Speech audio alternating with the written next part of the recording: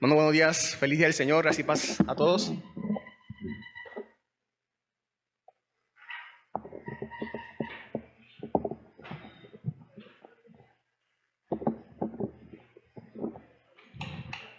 Seguimos adorando a nuestro Dios. Después de haber cantado, también vamos a, orado.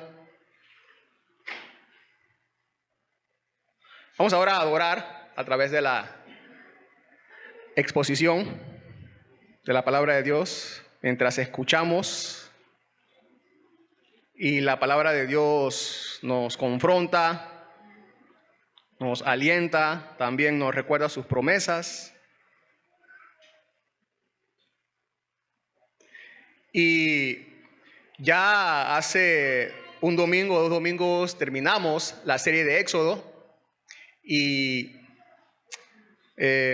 comenzamos. Entonces, hemos anunciado que el próximo mes de noviembre vamos a estar empezando la serie de la carta de Pablo a los Filipenses. Por ahí ya algunos vieron ya el anuncio. Participantes de la gracia, Filipenses, participantes de la gracia. Entonces, qué bueno por eso. Pero ahora, antes de que llegue ese domingo, si Dios lo permite, vamos a estar entonces, ya comenzamos el domingo pasado a hablar enfocados en el tema de la reforma.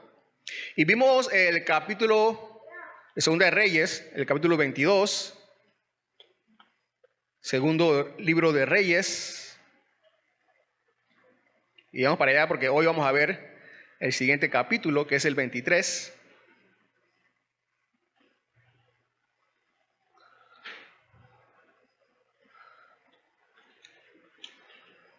Porque si se dieron cuenta, tiene una continuación.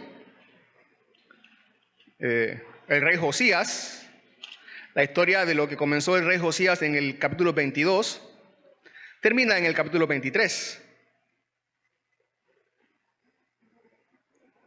Así que me acompañan mientras leo lo que sucedió, mientras recordamos también lo que sucedió. Segundo de Reyes, capítulo 23, y vamos a leer solamente del 1 al 30, versículos del 1 al 30.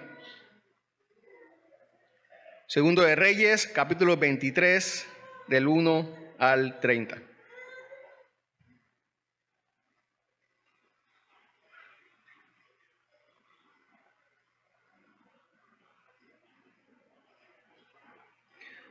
El próximo domingo también vamos a tener una predicación especial. Como cada año, como casi cada año hacemos el último domingo del mes de octubre, que celebramos, conmemoramos, recordamos la Reforma Protestante. Entonces vamos a tener una predicación especial y vamos a hablar ahí de algunos reformadores que Dios usó, ¿no? Y cómo podemos aplicar también esas verdades hoy para nosotros. Así que también estamos expectantes que llegue ese día. Mientras tanto, vamos a leer Segundo de Reyes, capítulo 23, del 1 al 30. Ustedes recordarán que el rey Josías subió al trono de Judá, principalmente, y se encontró, Dios puso en su corazón, entonces que limpiar el templo para su adoración. Dios puso en el corazón de Josías amarlo, así que no fue de casualidad, encontró el libro de la ley allí y él se quebrantó, pidió conocer la voluntad de Dios, qué era lo que había que hacer, ¿no? Y ahí quedamos, cuando Dios le reveló al rey Josías que iba a morir, pero sin ver el juicio que iba a caer sobre Judá. Entonces, pero antes de esa muerte, Josías hizo una gran reforma, que es como se conoce estos capítulos. De hecho, algunas Biblias tienen títulos así, reformas del rey Josías. Entonces, el rey mandó reunir con él a todos los ancianos de Judá y Jerusalén. El rey subió a la casa del Señor y con él todos los hombres de Judá, todos los habitantes de Jerusalén, los sacerdotes, los profetas y todo el pueblo, desde el menor hasta el mayor. Y leyó en su presencia todas las palabras del libro del pacto que había sido hallado en casa del Señor. Después el rey se puso en pie junto a la columna e hizo pacto delante del Señor, de andar en pos del Señor y de guardar sus mandamientos, sus testimonios y sus estatutos con todo su corazón y con toda su alma, para cumplir las palabras de este pacto escritas en este libro. Y todo el pueblo confirmó el pacto. Después el rey ordenó que el sumo sacerdote Hilcías y los sacerdotes de segundo orden y los guardianes del umbral sacaran del templo del Señor todas las vasijas que se habían hecho para Baal, para la Acera y para todo el ejército de los cielos, y los quemó fuera de Jerusalén en los campos del Cedrón y llevó sus cenizas a Betel. Josías quitó a los sacerdotes idólatras de los reyes de Judá, que los reyes de Judá habían nombrado para quemar incienso en los lugares altos de las ciudades de Judá y en los alrededores de Jerusalén. También a los que quemaban incienso a Baal, el sol, la luna, las constelaciones y a todo el ejército de los cielos. Y sacó la acera de la casa del Señor fuera de Jerusalén al torrente Cedrón, y la quemó junto al torrente Cedrón. La redujo a polvo y arrojó el polvo sobre los sepulcros de los hijos del pueblo. También derribó las casas de los dedicados a la prostitución que estaban en la casa del Señor, donde las mujeres tejían pabellones para la acera.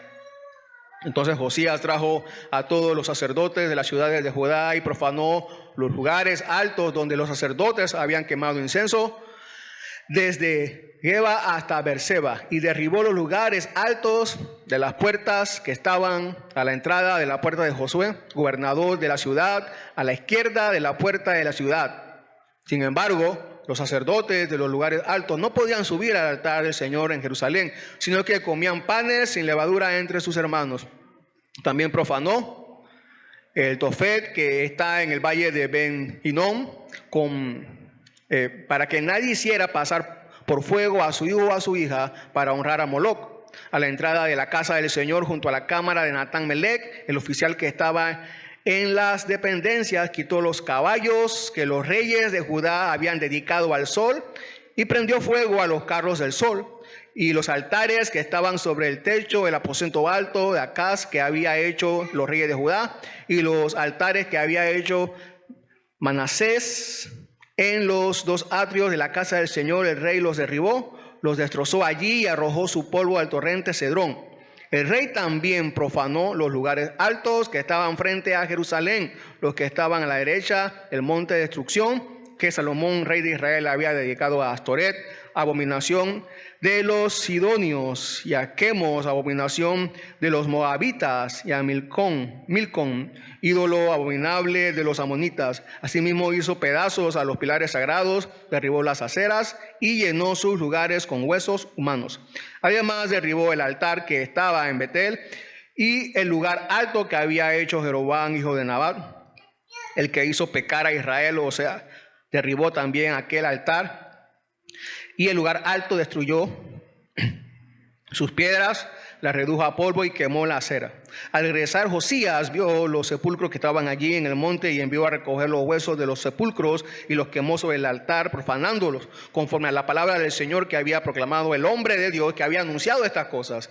Entonces dijo: ¿qué monumento es este que veo? Y los hombres de la ciudad le dijeron: ese es el sepulcro del hombre que Dios que vino de Judá y proclamó estas cosas que has hecho contra el altar de Betel. Y él dijo: déjenlo en paz, que nadie moleste sus huesos.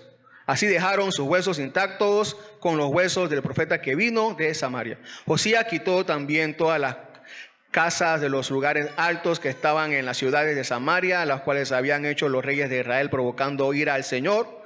Le hizo tal y como había hecho en Betel, y mató sobre el altar a todos los sacerdotes de los lugares altos que estaban allí, y quemó huesos humanos sobre ellos, y regresó a Jerusalén. Entonces el rey ordenó a todo el pueblo: celebren la Pascua al Señor su Dios, como está escrito en el libro del pacto. En verdad que tal Pascua no se había celebrado desde los días de los jueces que gobernaban Israel.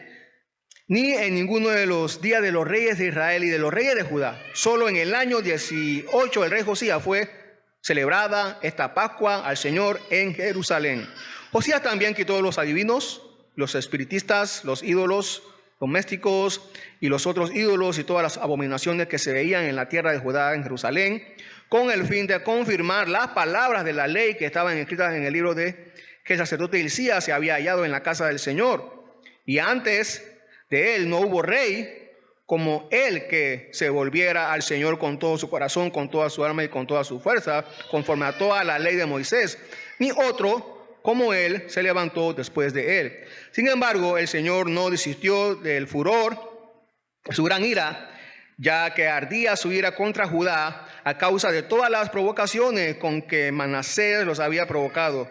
Y el Señor dijo: también quitaré a Judá de mi presencia, como he quitado a Israel, y desecharé a esta ciudad que yo había escogido, a Jerusalén, y al templo del cual dije: mi nombre estará allí. Los demás hechos de Josías y todo lo que hizo no están escritos en los libros de las crónicas de los reyes de Judá. En sus días subió Faraón Necao, rey de Egipto, contra el rey de Asiria, junto al rey Éufrates, y el rey Josías fue a su encuentro, pero Faraón Necao lo mató en Megido en cuanto lo vio. Sus siervos llevaron su cuerpo en un carro desde Megido, lo trajeron a Jerusalén y lo sepultaron en su sepulcro. Hasta allí. Estamos hablando acerca de reforma y comenzamos el domingo pasado. La reforma empieza conmigo, era el título, si recuerdo bien. La reforma empieza conmigo. Hoy vamos a ver, la reforma sigue con todos. La reforma sigue con todos. La palabra reformar es volver a formar. Usted tiene una idea de lo que es reformar. Hacer modificaciones, corregir, rehacer, enmendar. Esa es la palabra reforma, reformar. Y nosotros conocemos hoy a hombres, hemos escuchado, hemos leído de hombres catalogados como reformadores en los siglos pasados con respecto a la iglesia.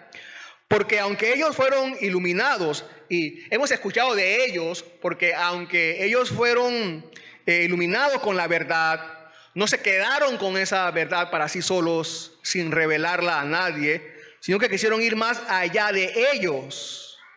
Y que otros también reformaran sus prácticas con el fin de conocer al verdadero Dios, como ellos lo habían conocido, o habían sido iluminados también. Precisamente, el que más se conoce, el más popular, es Martín Lutero. En una ocasión, ya después de muchos años, él dijo estas palabras o esta frase: dice: yo nada hice, todo lo hizo la palabra de Dios. Yo nada hice, todo lo hizo la palabra de Dios. Josías no dijo algo parecido, pero esta frase también pudo describir la reforma de su tiempo. Porque así fue que inició, leyendo la palabra de Dios. Y entonces, después de allí, todo comenzó. Todo comenzó por la palabra de Dios. Bien, hoy vamos a ver en esta porción entonces la reforma sigue con todos, y vamos a ver del 1 al 25, empezamos la reforma, ya empezamos la reforma, y en los versículos restantes vamos a ver, continuamos con la reforma, versículos 26 al 30. Versículos del 1 al 25, empezamos la reforma. Josías, recuerden que Josías es rey de Judá. Para ese entonces ya la nación de Israel había sido gobernada por 3 reyes. Hablo de la nación de Israel, toda completa, ¿no? Los primeros ya habían sido gobernados por 3 reyes. Los primeros, Saúl, David y Salomón. Y después Salomón se dividió en 2 y quedó el reino del norte y el reino del sur. El reino del norte de Israel, que quedó con ese nombre, 10 tribus, y el reino del sur que se quedó con el nombre de Judá. Israel, Judá. Por eso ustedes ven que más adelante Dios dice que él va a apartar su nombre de Judá, así como se apartó de Israel, o sea, del reino del norte, las 10 tribus. Antes de Josías ya habían gobernado 15 reyes en Judá, después que se dividieron los reinos, 15 en Judá. Y después del rey Josías, la nación de Judá duró solamente alrededor de unos 20 años. Solamente alrededor de unos 20 años duró el reino de Judá, el reino de Sur. La nación de Judá era totalmente idólatra, como ya habíamos visto desde la semana pasada y también como leímos ahora. Totalmente idólatra, era un desastre. Nada que ver con la nación que Dios empezó a instruir en el desierto acerca del único Dios verdadero. Era totalmente idólatra la nación de Judá, igual que la nación de Israel. Violó los mandamientos de Dios. Ahí no había temor de Dios por ningún lado. El verdadero Dios había sido olvidado. Ya nadie se acordaba siquiera de él. Hasta que, como ya hemos visto, subió el rey Josías y recordamos todo lo que sucedió la semana pasada en el capítulo 23, cómo escuchó la palabra de Dios y cómo quebrantó su corazón y se humilló para buscar a Dios más, ¿no? En los versículos de 1 al 3 que acabamos de leer, leemos que todo el pueblo hizo un pacto para cumplir la ley de Dios. Josías reúne a todo el pueblo de Judá, dice allí en Jerusalén, en el templo, donde había encontrado la ley de Dios, para que escuchen la ley de Dios. Josías leyó la ley de Dios primero él, como vimos la semana pasada, pero no se quedó con eso, quería que todo el pueblo también escuchara, que todo el pueblo de Judá también escuchara la ley de Dios. Y se leyó la palabra de Dios en todo el pueblo, en toda la comunidad. Él entendió que no solo él debía quebrantarse y reformarse, sino que también todo el pueblo debía hacerlo. Y tenía en su mente este deseo de que así como él, también todo el pueblo fuera quebrantado al escuchar la palabra de Dios. Josías llevó la palabra de Dios al pueblo para que el pueblo oyera, escuchara, no la ley de Josías, no los decretos de Josías, sino la ley de Dios, para que escucharan la ley de Dios y cómo debían ellos vivir, lo que debían practicar y cómo debían adorar al Dios verdadero. La llevó al pueblo la palabra de Dios. Y eso fue precisamente, esa es una de las cosas que recordamos en estos días o que conmemoramos en estos días precisamente, porque la iglesia en el siglo XVI, en XVI, la iglesia católica romana tenía una especie de secuestro con respecto a la palabra de Dios. Fíjense lo que dice un traductor de la Biblia en 1534, William Tyndale se llama él, en Inglaterra. 1534, él dijo: yo desafío al Papa y a todas sus leyes. Si Dios me da vida por muchos años, haré que un campesino sepa más de las Escrituras que tú. Le dijo al Papa. ¿Por qué él dijo eso? ¿Por qué? Porque la gente no conocía. Porque según la iglesia en ese momento, la gente no debía conocer la palabra de Dios, no debía escuchar la palabra de Dios. John Wycliffe, también otro reformador, otro prerreformador más bien, casi 200 años de Lutero, casi 200 años que Lutero, se llama con razón la estrella mañana de la Reforma. Mientras él traducía la Biblia al idioma del pueblo en Inglaterra también, ¿no? Y la traducía porque no había traducción de la Biblia para que la gente en Inglaterra leyera, porque estaba prohibido. Sus estudiantes predicadores iban y leían la palabra de Dios y la predicaban a la gente por todo el pueblo. Y dicho sea de paso, después cuando él se murió, Eh, años después, la Iglesia Católica Romana lo proclamó como hereje, sacaron sus huesos de la tumba y lo quemaron. Quemaron sus huesos.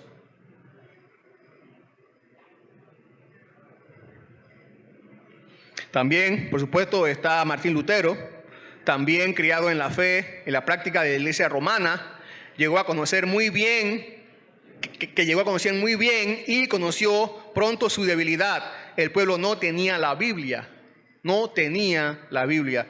Así que como casi todos saben, fue la Biblia lo que convirtió a Martín Lutero en este gran reformador. Fue la Biblia la que los reformadores aceptaron como regla suficiente de fe para la vida. La lectura pública de la palabra de Dios en estos últimos siglos es una consecuencia de la reforma protestante. La lectura pública de la palabra de Dios.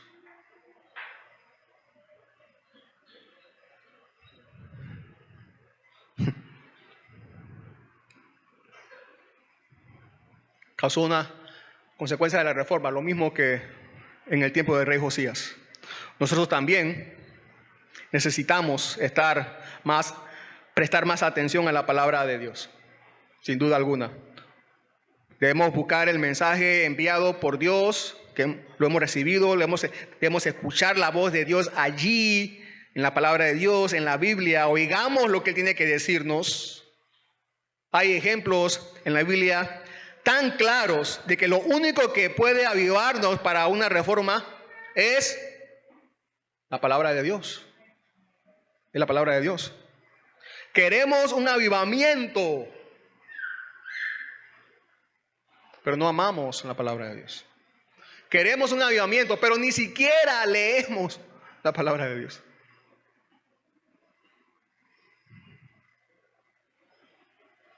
Como si un avivamiento fuera a venir por otro lado o de otra parte.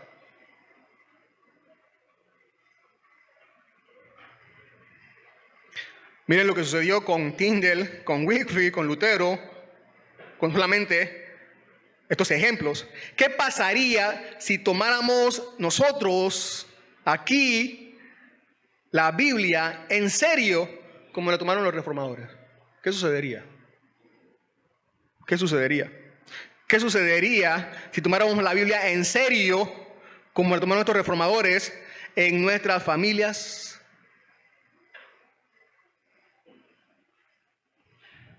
¿En nuestra iglesia? ¿Qué sucedería?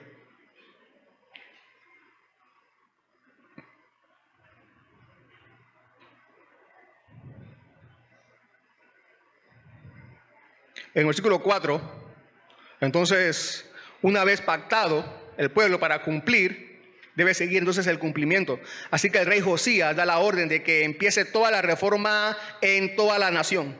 Y la reforma tiene que ver más con la adoración pública. ¿Se dieron cuenta? Se comenzó a limpiar el templo de la idolatría. Sacaron todas las estatuas que habían allí, de Acera y de todos los otros dioses que había ahí. Josías derribó los lugares altos de adoración a dioses falsos también, destruyó estatuas por todas partes, derribó casas religiosas de prostitución, mató animales dedicados a la idolatría por todo Judá, mató a sacerdotes dedicados a la idolatría por todo Judá.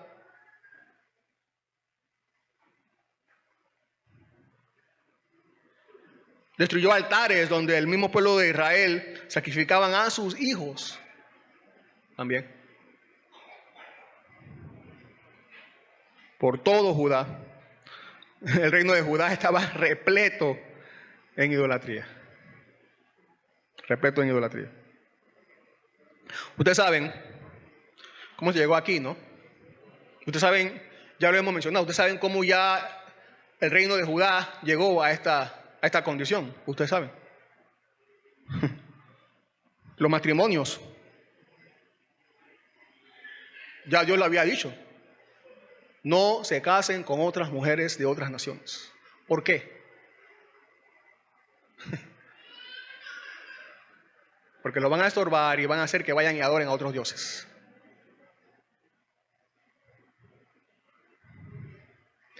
No se casen, no se unan en matrimonio con mujeres de otras naciones, desde los reyes hasta los ciudadanos, todos. Salomón, después de David, tuvo matrimonio con mujeres de otras naciones. Primero de Reyes 11:1. Pero el rey Salomón, además de la hija del faraón, amó a muchas mujeres extranjeras, moabitas, amonitas, edomitas, sidonías e hititas, de las naciones cerca de las cuales el Señor había dicho a los israelitas: no se unirán a ella, ni ellas se unirán a ustedes, porque ciertamente desviarán su corazón tras sus dioses. Pero Salomón se apegó a ellas con amor. Y dice el versículo 4, porque cuando Salomón ya era viejo, sus mujeres desviaron su corazón a otros dioses, y su corazón no estuvo dedicado por completo al Señor su Dios, como había estado el corazón de David, su padre.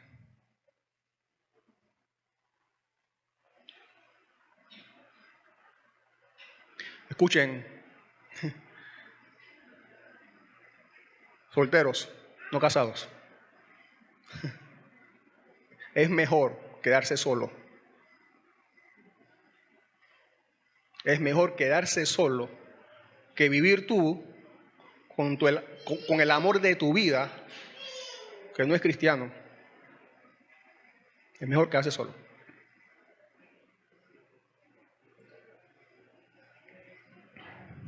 Dice el escritor que el corazón de Salomón no estuvo dedicado por completo a Dios. En el contexto, eso era que Salomón le ofrecía sacrificios al Señor y sacrificios también a todos los otros dioses. También. Así va a estar tu corazón también. Dividido, tratando de servir a Dios y sirviendo a los dioses de tu cónyuge. También.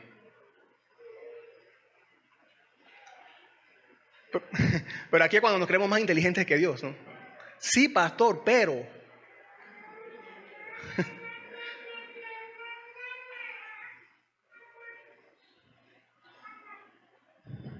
Dios es más sabio que nosotros.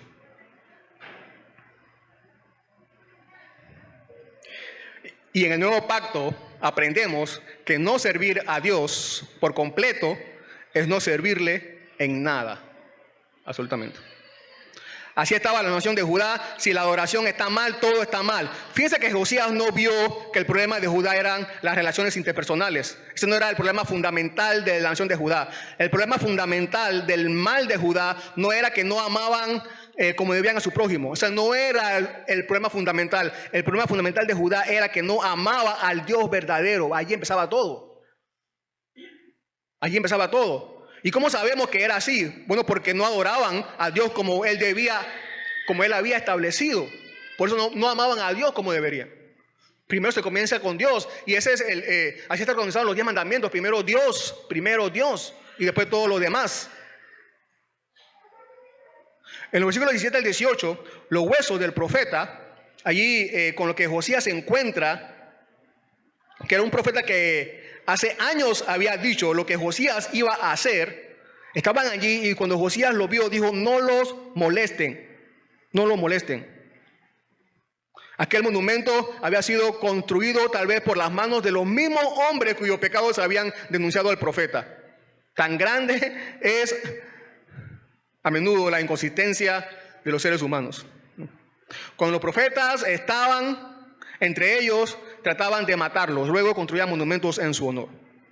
Cuando Josías supo quién era, entonces dijo: déjenlo tranquilo, que se quede allí posiblemente para que siguiera siendo testigos de la voluntad de Dios, de lo que Dios había hecho y de lo que Dios iba a hacer también.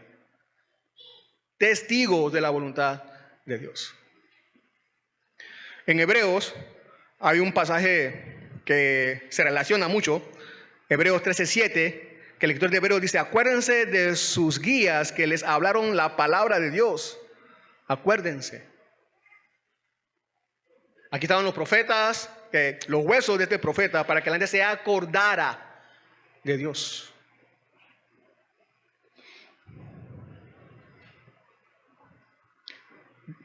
Y considerando, dice, el resultado de su conducta, imiten su fe.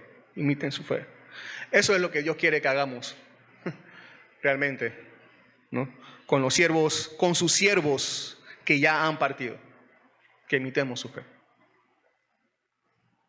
Dice un comentarista, no leemos ningún culto en aquellos tiempos dirigidos a ellos, no leemos ninguna oración para que sean liberados del purgatorio, ni de adorar sus reliquias, ni de hacerle votos o obligaciones o sacrificios, pero el mayor honor que les hacían era seguirlos e imitarlos.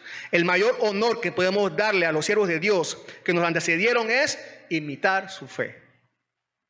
El mismo recuerdo de los hombres buenos es un acercamiento a la santidad, sigue diciendo el comentarista. De lo contrario, el escritor no lo habría exigido. En virtud de esta imitación es que nos volvemos mansos como Moisés, pacientes como Job, castos como José, devotos como David. De este modo los resucitamos de entre los muertos, revivimos sus recuerdos, los personificamos en este mundo y representamos sus papeles. Nuestras acciones son el resultado de las suyas, nuestras alabanzas el eco de sus cantos y nuestro ser las imágenes vívidas de ellos. Y a los que honran así a los santos y amigos de Dios, Dios mismo los honra eternamente también a ellos. Qué bueno que habían esos huesos allí y qué bueno también que hoy podemos seguir recordando a estos hombres de Dios que hablaron de la palabra de Dios, que nos hablan también de la palabra de Dios. En el versículo 21-23, Josías manda a celebrar la Pascua que había sido muchos años olvidada también. Recuerden que él leyó el libro de la ley para que todo el pueblo escuchara cómo, según Dios, debían ser la vida, la adoración de ellos. La leyó delante de todos. Así debe ser su vida, así debemos adorar a Dios de esta forma. Es como si un pastor se parara ante la congregación y desde el púlpito empezara a leer la Biblia y explicarle y aplicarla para que el resto de la iglesia esté convencida que según Dios y no según el pastor se debe adorar a Dios. Y si hay que hacer cambios, se deben hacer cambios. Y si hay que hacer reformas, se deben hacer reformas. Entonces la pregunta es, ¿qué debemos hacer? La pregunta era entonces, en ese momento con Josías, ¿qué debemos hacer? ¿Cómo debemos adorar? ¿Qué debemos cambiar? ¿Qué reformas debemos hacer? ¿Qué vamos a hacer ahora? ¿Cómo vamos a orar? La respuesta, ¿cuál fue? La Pascua, la celebración de la Pascua. ¿Por qué? Porque eso es lo que había Dios instituido. Por eso. La celebración de la Pascua era lo contrario a la adoración a los ídolos. La celebración de la Pascua era lo contrario a la adoración de los dioses falsos, a la adoración equivocada.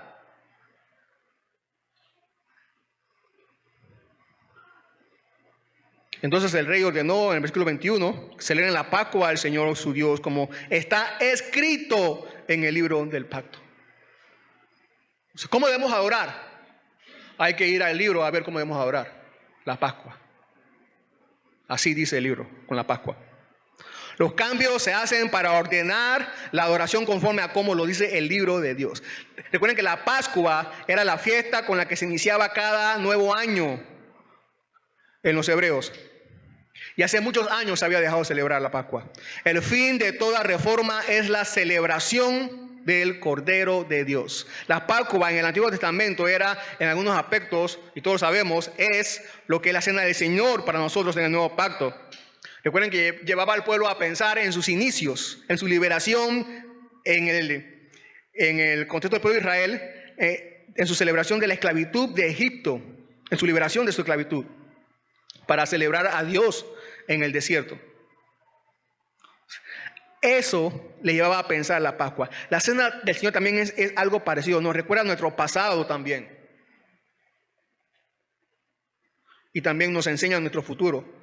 La cena del Señor nos recuerda el pasado, sella nuestro presente y nos recuerda el futuro grandioso para nosotros. Otra vez, si nuestra adoración comunitaria sufrirá reformas, debemos ir a la Biblia, a la palabra de Dios, como en el tiempo de Josías, para saber cuáles son esas reformas que debemos hacer.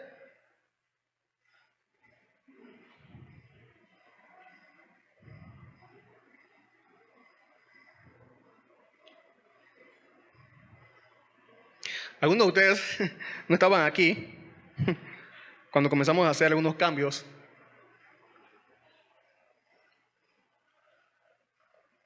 Ya ustedes llegaron ya, ¿no? Ya. Ustedes no ven así, pero antes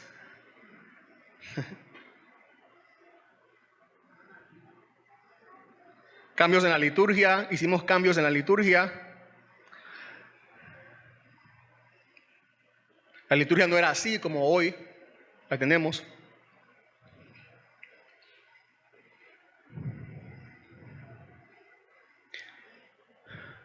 Algunos pasaban al frente, daban testimonios, cantábamos feliz cumpleaños. Los cantos que entonábamos eran diferentes, no como los de ahora. Eran coritos con una estrofa que se repetía y se repetía y se repetía. La predicación no era expositiva, consecutiva.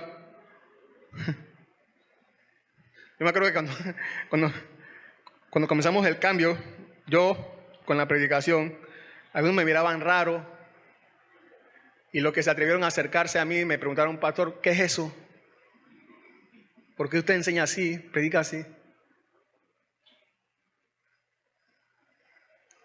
Y al principio fue difícil porque no estamos acostumbrados a eso, pero ya después y ahora yo sé que gracias a Dios, y algunos me han dicho, y Dios quiera que sean todos, ahora sus oídos están adecuados para la predicación expositiva consecutiva y no pueden escuchar otro tipo de predicación.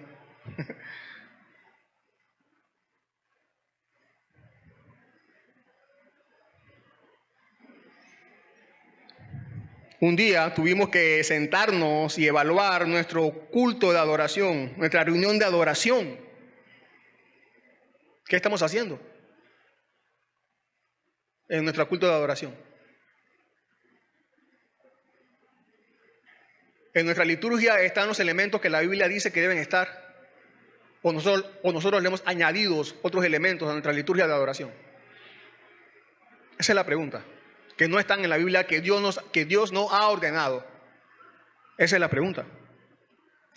El cantar feliz cumpleaños, el cantarnos feliz cumpleaños, ¿está bien o está mal? Está bien, está bien. Pero ¿cómo contribuye a que esta reunión sea más una reunión de adoración a Dios? O mejor, el cantar feliz cumpleaños es uno de los elementos que la Biblia nos muestra, debe ser parte de la adoración comunitaria. No.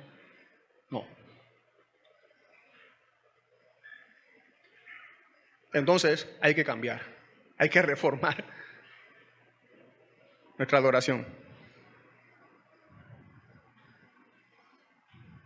Nos dimos cuenta que habíamos añadido varios elementos a la adoración a Dios que no están en su palabra. Nuestras reuniones, hermanos y hermanas, nuestras reuniones comunitarias y públicas de adoración no deben ser según nuestra sana discreción, no. Nuestra adoración pública y comunitaria no debe ser según nuestra sana discreción, sino según lo que Él ha pedido. Así debe ser nuestra reunión pública de adoración.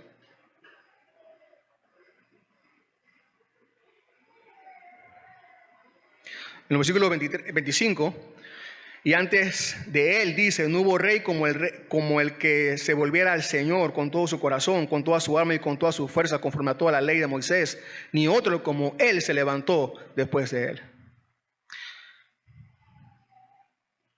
Josías se ganó la distinción de ser el rey más fiel que había reinado hasta entonces. Él y también el rey Ezequías destacan por su confianza en Dios, por su fidelidad a la ley de Moisés. Algunos pueden pensar que el rey Josías fue muy radical. Algunos piensan así. Y hasta se pueden preguntar, ¿dónde está la democracia y la libertad religiosa? Ustedes saben que en Israel no había libertad religiosa. No debía haber libertad religiosa en Israel. No. Y Dios mismo lo había establecido así.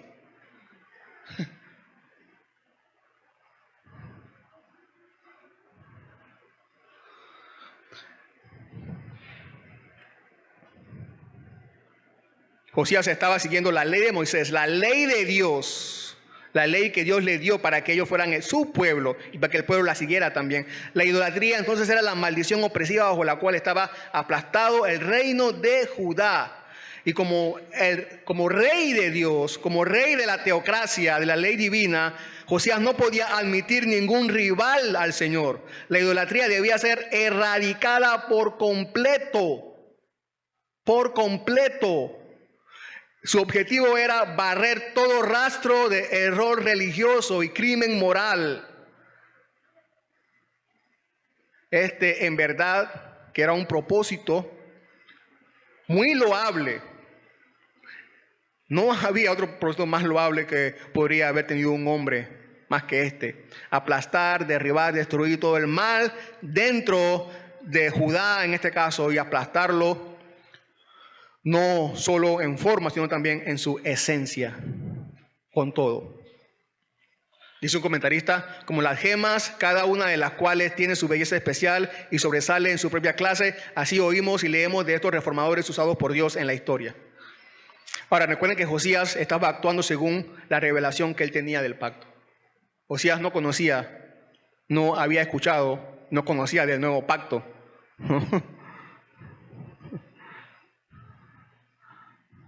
Pero se dice de Josías, como él no hubo ningún rey antes que él. ¿Saben por qué no hubo ningún rey antes que él? Como rey Josías más? Porque Josías era el tipo de Cristo. Porque hay un solo personaje que exhibe todas las excelencias divinas a la perfección, que es Cristo. Este fue el gran fin de la misión de Cristo en el mundo. Vino a quitar el pecado de todo el mundo con su sacrificio. Habrá una reforma mundial y universal hecha por el más grande reformador de todas las épocas, de todos los tiempos, de toda la eternidad, Cristo Jesús. Él quitará de una vez y para siempre todos los falsos dioses. Limpiará esta tierra por completo.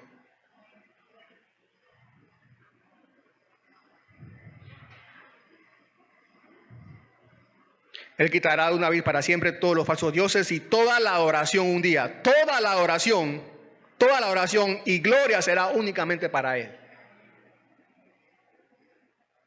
Eso hará Jesús. No limpiará solamente un territorio, toda la tierra. Pero la reforma debe continuar.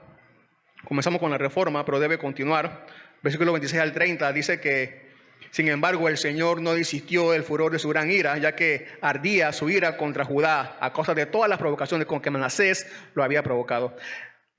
El rey que vino después de Josías, Joacás, hizo lo malo, si ustedes lo pueden seguir allí en la historia, hizo lo malo y el pueblo se fue una vez más tras ese mal. Joacás. De hecho, y lamentable, que Joacás era hijo de Josías.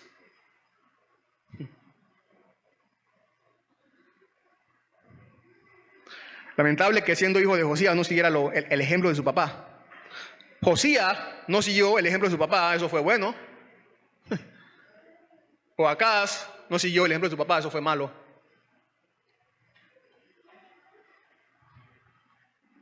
Dios tiene planes, hermanos, hermanas. Ustedes saben, Dios es soberano, tiene planes soberanos. Y Él en su soberanía va a usar a todas las personas, incluyendo nuestros hijos, para contribuir a traer más maldad o para contribuir con el avance del evangelio.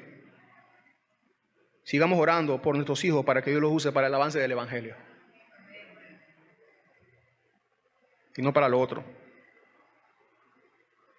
El compromiso del pueblo de Judá no era perdurable. Quizá fue sincero, pero emocional. En el caso de Josías fue una convicción originada por la transformación por la palabra de Dios. En el resto del pueblo solamente fue una moda. El movimiento no se originó en los corazones del pueblo, sino por orden del rey. Por orden del rey. Él podía hacerlo porque él era el rey. No hubo un verdadero cambio en el corazón del pueblo. El rey Josías podía hacerlo, cambiar todo, pero solamente la forma exterior, no la forma interior del corazón. Fíjense lo que dice el profeta Oseas de Judá. Y eso que Oseas profetizó en Israel, en el reino del norte, y no en Judá. ¿Qué haré contigo, Efraín? ¿Qué haré contigo, Judá? Porque la lealtad de ustedes es como nube matinal y como el rocío que temprano desaparece.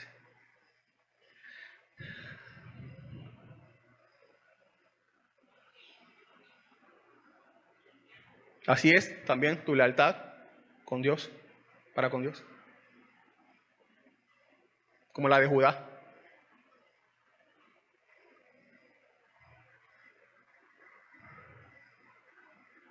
Externamente la obra de Josías fue éxito, ¿no?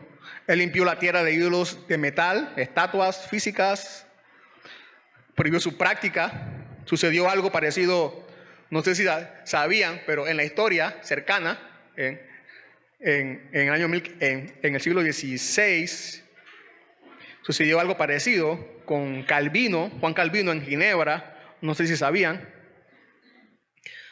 Dice los historiadores que en Ginebra, después que llegó Calvino a reformar la ciudad, había una policía de la moral que inspeccionaba las casas.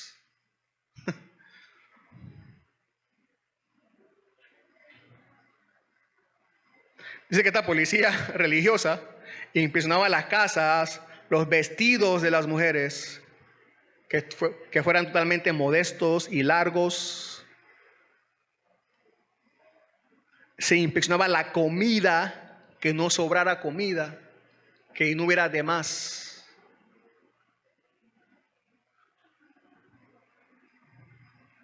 Los libros que se leían debían ser aprobados por el gobierno, ¿no?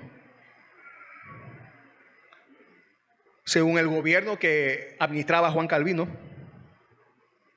Revisaban si había alguna imagen en las casas. Entraban a las casas, cualquier día podían entrar y revisar, hurgar, acusar. Escuchaban lo que ocurría en la calle, si había una música inapropiada. Revisaba cada domingo en todas las casas que nadie estuviera en su casa y no fuera a la iglesia. Si encontraban a alguien, lo multaban. Todos tenían que estar en la iglesia.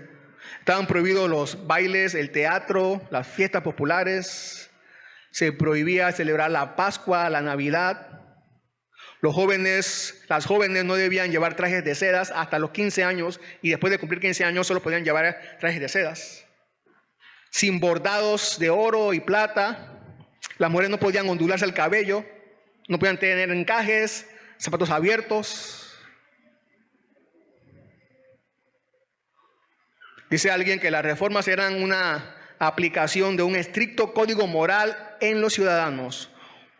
Alguien dijo que naturalmente, la gente de Ginebra creía que había echado abajo una iglesia, o sea, la iglesia católica romana, solo para verla reemplazada por otra exactamente igual. En particular, consideraban que las reformas de Calvino imponían a la gente una nueva forma de pontificado, solo que con diferentes nombres y distintas personas, ¿no? Saben que al final, Juan Calvino la gente se cansó y lo echó, y lo echó. Aunque después, en el año siguiente, Juan Calvino regresó, pero fue otro contexto, fue algo diferente. Ni las celosas reformas de Josías, ni las de Juan Calvino sirven si el pueblo no se había convertido de corazón de sus grandes pecados. No sirven, así no sirven. Los corazones no habían cambiado en Judá y con circunstancias favorables estaban tan dispuestos a caer en la idolatría como siempre. En todas partes, en todas las épocas. Así que la cólera de Dios no se había aplacado. Palabras duras estas. También quitaré de Judá mi presencia. Terrible es la severidad de Dios cuando se agota su tolerancia. El profeta Jeremías sirvió durante este tiempo. Y fue uno de los últimos profetas antes de que Judá ya no fuera más nación. Llegó a Babilonia, la invadió y destruyó Judá.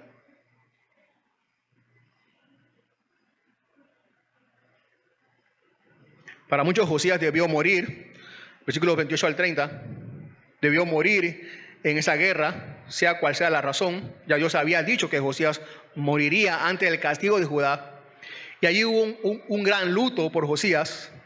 Dice que hasta Jeremías, en Crónicas, dice que Jeremías compuso un canto, un lamento, y que se cantaba por muchos años, todavía se cantaba ese canto de lamento por Josías, por este rey, ¿no? Era bueno el llanto, pero había sido infinitamente mejor si su dolor hubiera sido el dolor piadoso que produce arrepentimiento verdadero, ¿no? Tristemente no fue así lo que demostró el resultado de Judá.